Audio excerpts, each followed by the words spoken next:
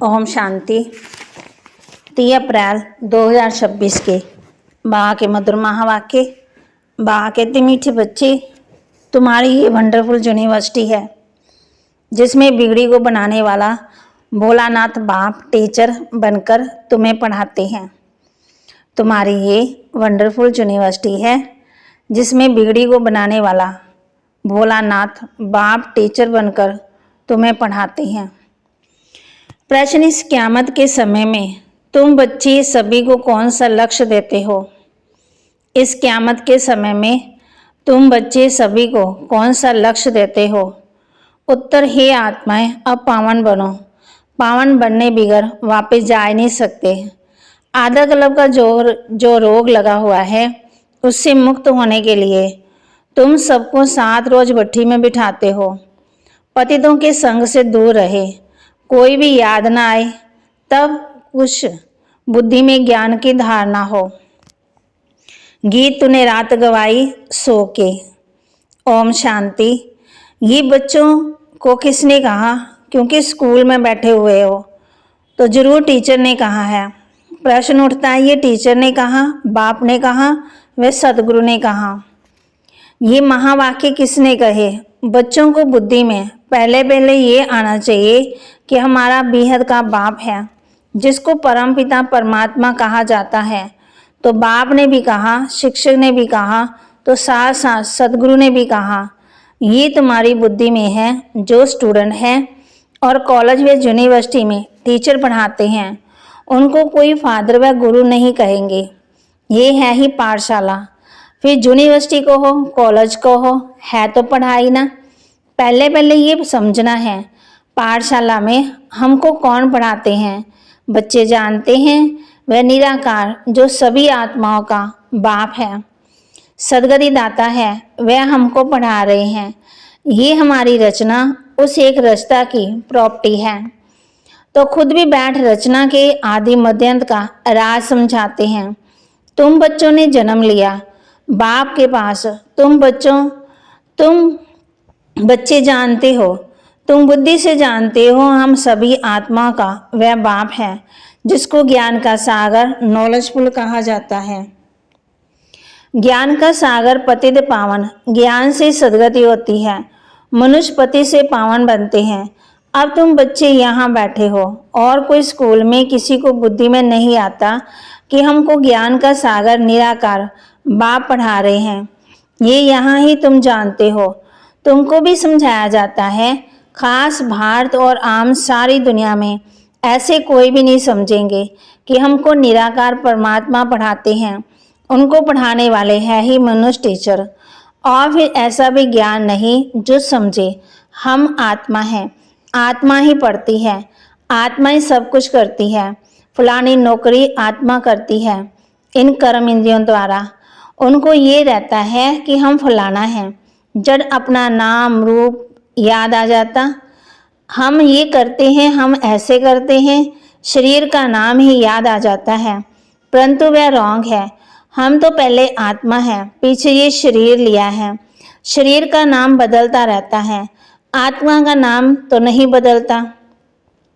आत्मा तो एक ही है। बाप ने कहा, मुझ आत्मा का एक ही नाम है शिव। ये सारी दुनिया जानती है। बाकी इतने सब नाम शरीरों पर रखे जाते हैं। शिव बाबा को तो शिव ही कहते हैं, बस उनका कोई शरीर नहीं दिखाई पड़ता। मनुष्य के ऊपर नाम पड़ता है, मैं फलाना हूँ, हमको फलाना टीचर पढ़ा रहे हैं, नाम लेंगे ना। वास्तव में आत्मा शरीर के द्वारा टीचर का काम करती है। उनकी आत्मा जो पढ़ाती है, संस्कार आत्मा में रहते हैं। कर्म द्वारा पढ़ाती, पाठ बजाती, संस्कार अनुसार। परंतु देह पर जो नाम पड़े हैं उस पर सारे धंधे आदि चलते हैं। यहाँ तुम बच्चे जानते हो, हमको निराकार बाप आकर पढ़ाते हैं। बाप आकर के बच्चों को समझाते हैं। तुम्हारी बुद्धि कहाँ चली गई? हम आत्मा उस बाप के बने हैं। आत्मा समझती है। निराकार फादर हमको आकर इस साकार द्वारा पढ़ाते हैं। उनका नाम है शिव। शिव जयंती भी मनाते हैं। शिव तो है बेहद का बाप। उनको ही परमपिता परमात्मा कहा जाता है। वह सभी आत्मा का बाप है। अब उनकी जयंती कैसे मनाते? आत्मा शरीर में प्रवेश करती, वह गर्भ में आती, ऊपर से आती है, ये किसी को मालूम नहीं पड़ता। क्राइस्ट को धर्म स्थापन कहते हैं। उनकी आत्मा पहले पहले ऊपर से आनी चाहिए। सतो प्रधान आत्मा आती है, कोई भी कर्म किया हुआ नहीं है। पहले सतो प्रधान, फिर सतो रजो तमो में आते हैं, तब विकार विनाश होते हैं।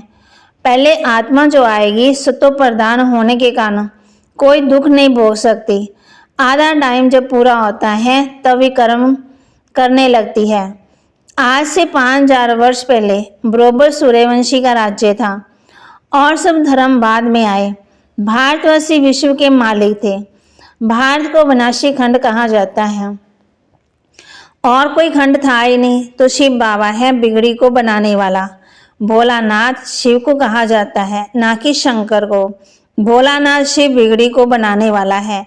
शिव और शंकर एक नहीं है, अलग अलग हैं। ब्रह्मा विष्णु शंकर की कोई महिमा नहीं है, महिमा सिर्फ एक शिव की है जो बिगड़ी को बनाते हैं। कहते हैं मैं साधारण बूढ़े तन में आता हूँ, इसने 84 जन्म पूरे किए, अब ये खेल पूरा हुआ। ये पुराना चोला है, पुराने संबंध भी खलास हो जाने वाले हैं। अब किसको याद करें? खत्म होने वाली चीज को याद नहीं किया जाता। नया मकान बनता है तो पुराने से दिल हट जाती है। ये फिर है बेहद की बात।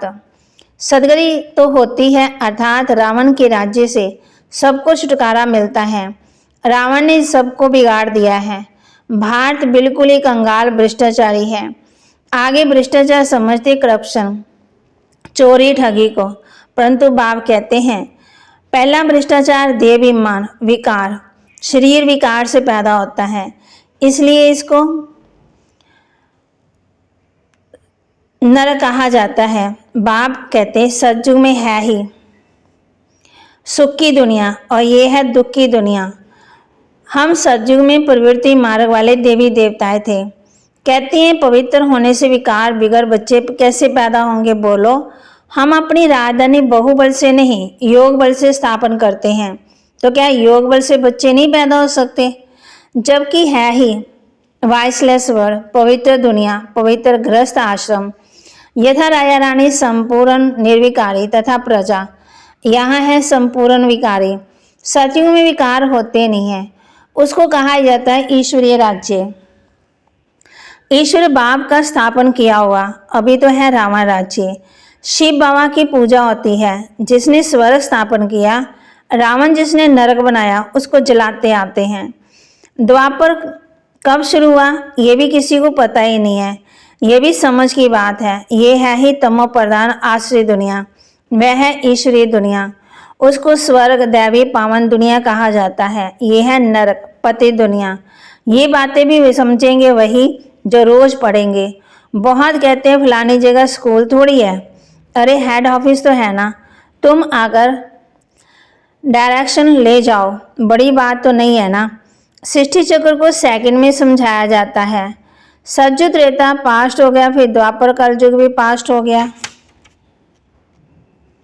करने के लिए मुख्य सार, किसी भी बात की डिबेट माना बहस कर अपना टाइम वेस्ट नहीं करना है। व्यर्थ की बातों में बुद्धि जास्ती ना जाए।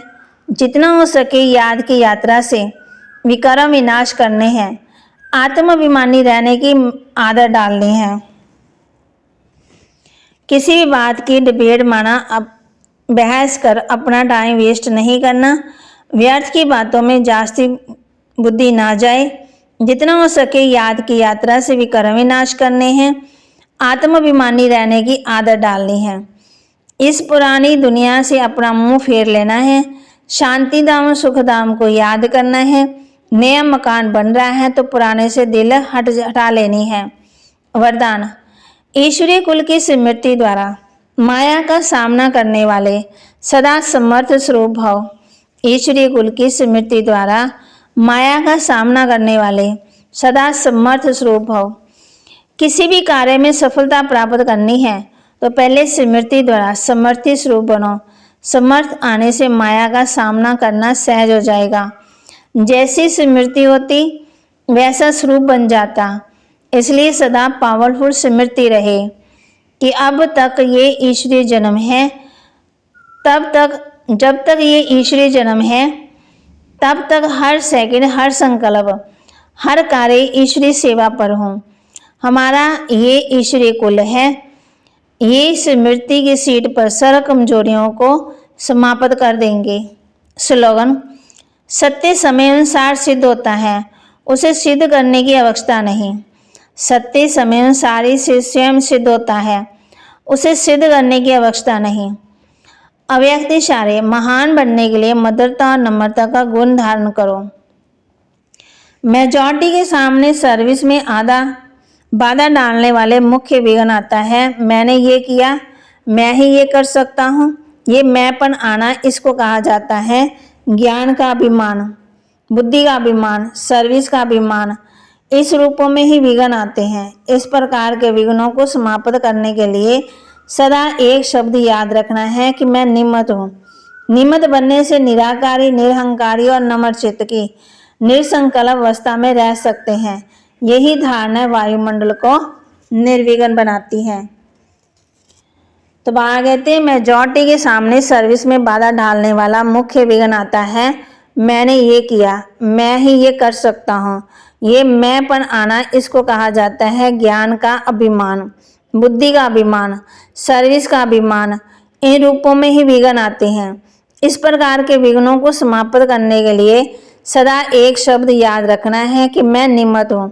निमित्त बनने से निराकारी, निरहंकारी और नम्रचित्त, निसंकल्प अवस्था में रह सकेंगे। यही धारणा वायुमंडल को निर्विघ्न बनाती है।